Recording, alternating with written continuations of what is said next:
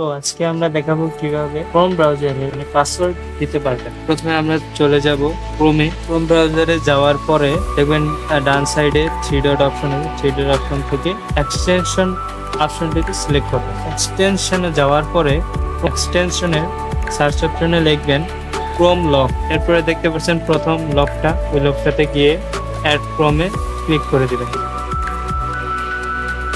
Add করে দিবেন। এবার আপনি আপনার মতো একটা পাসওয়ার্ড দিবেন। আপনার পাসওয়ার্ডটি পরে যেটা দিবেন নিচে সেম ভাবে সেটাই দিবেন। এরপর সেভে গিয়ে ক্লিক করবেন, দুইবার সেম পাসওয়ার্ড দিবেন। এরপরে আমরা ক্রোম থেকে বের হয়ে গেলাম, ক্রোমটা লক হয়ে গিয়েছে। এখন আমাদের ক্রোমে ঢুকলে কেউ যদি ঢুকে পাসওয়ার্ড ছাড়া কেউ ঢুকতে পারবে না।